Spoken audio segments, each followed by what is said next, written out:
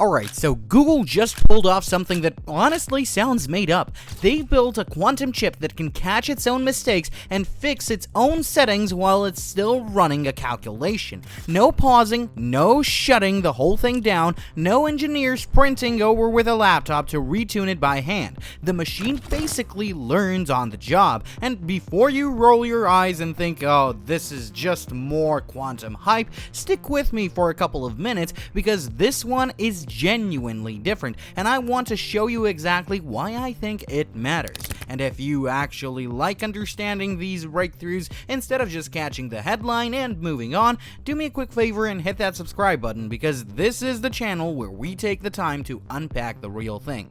Okay, let's get into it.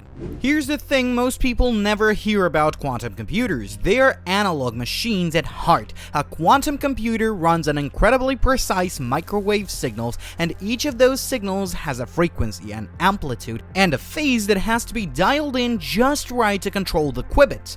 Google's own team put it beautifully. They compared it to a symphony orchestra. Imagine if violins slid out of tune every few measures and the whole ensemble had to stop, retune, and start over.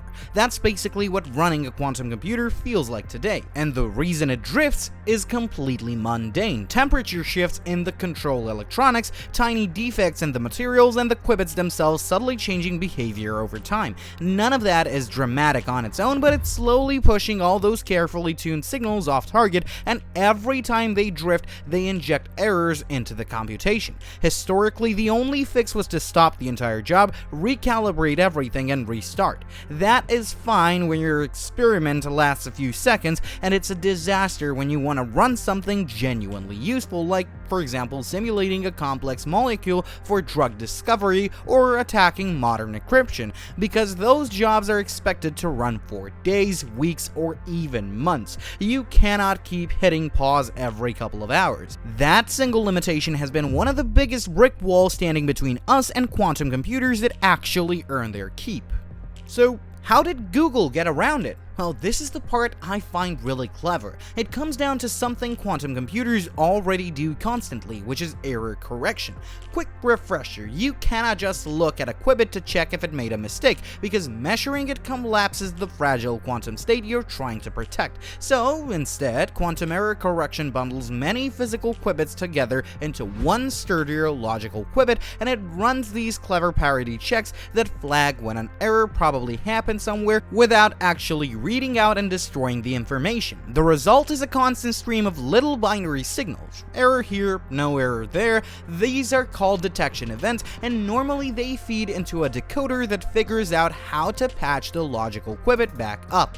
Google's move was to give the same stream of data a second job. On top of feeding the decoder, they piped those detection events into a reinforcement learning agent. If you followed AI at all, you know reinforcement learning is the same family of technique behind the systems that crushed humans at Go and taught robots to walk. It learns by trying things and seeing what happens, so this agent sits there watching the error stream, and it deliberately nudges thousands of control parameters at once with tiny simultaneous tweaks. Then it watches how the detection rate responds and slowly untangles cause and effect. It figures out which little adjustments make the errors go down, and it keeps steering the whole system in that direction. All of this happens live, mind you, while the computation keeps running. To go back to the orchestra, Google basically found a way to tune the instruments while the music is still playing. That framing is theirs, and I think it nails it. Now, there is a very sneaky problem hiding in here, and I appreciate that Google was upfront about it. The thing you actually care about is the logical error gate, meaning how often the real answer gets corrupted, but that number is incredibly rare and expensive to pin down, especially in the middle of a live computation.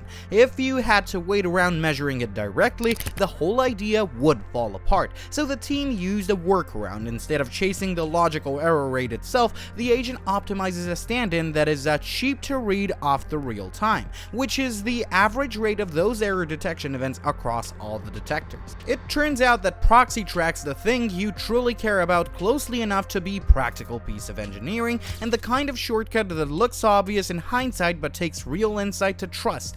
They even had to rescale all those control parameters so that the agent could explore them fairly, since the raw values span wildly different ranges. Little details like this are what separate a cool idea from something that actually works on real hardware.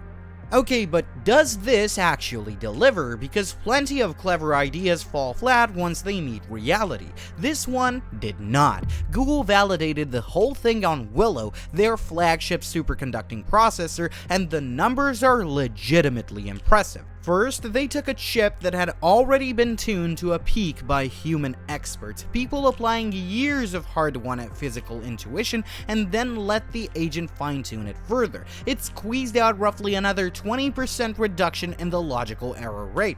Think about that. This is not the AI beating a rough first draft. It's beating the best human calibration we know how to do, on top of everything the experts already did. Second, and maybe more importantly for the long game, they tested how it holds up against drift. They deliberately injected artificial drift into the system to simulate the machine slowly going out of tune, and the reinforcement learning steering made the logical stability about 3.5 times better. That means the processor stays reliable for much longer stretches before things fall apart. And the raw error rate set records. In the surface code, they got down to fewer than 1 logical error per 1,000 error correction cycles. In the color code, roughly 1 per 100. Those are some of the lowest figures anyone has reported, and they came from letting the machine learn rather than from another round of human hand tuning. There's even good news on scaling, which is usually where quantum ideas quietly die. Their simulations suggest that the number of training rounds the agents need does not blow up as the system gets bigger, which is exactly the property you want if you dream of chips with tens of thousands or millions of control knobs someday.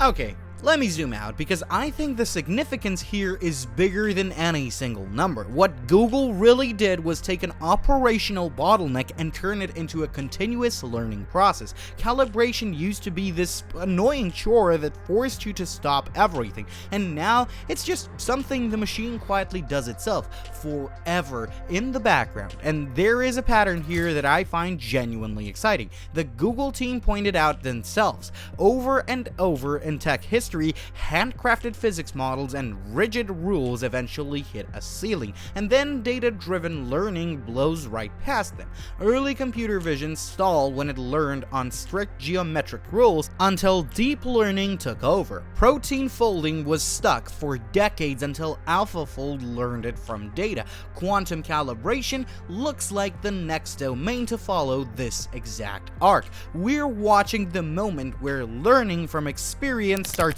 beating our best human-built models of how the machine behaves.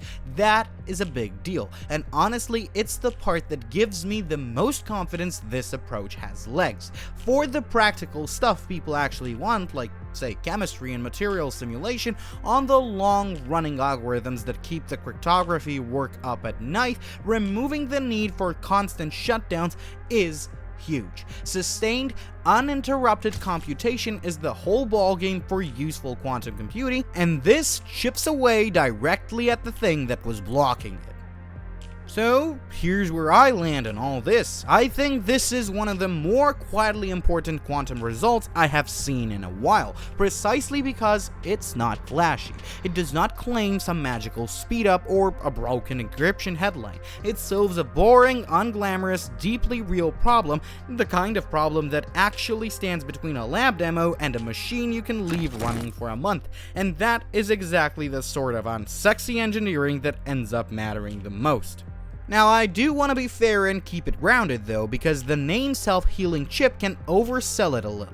The machine is not physically repairing itself. Nothing is soldering a broken wire or patching a cracked material. What it is doing is returning the controls in real time, constantly nudging those signals back into alignment as conditions drift. That is still remarkable, but it is a smarter thermostat, not a self-mending body. Being clear about that is the part of respecting how genuinely cool the real achievement is. And if you want to go deeper, this is published in Nature under the title Reinforcement Learning Control of Quantum Error Correction, led by researchers at Google Quantum AI together with Google DeepMind, and Google put out a research blog post walking through it too. I'll drop what I can in the description.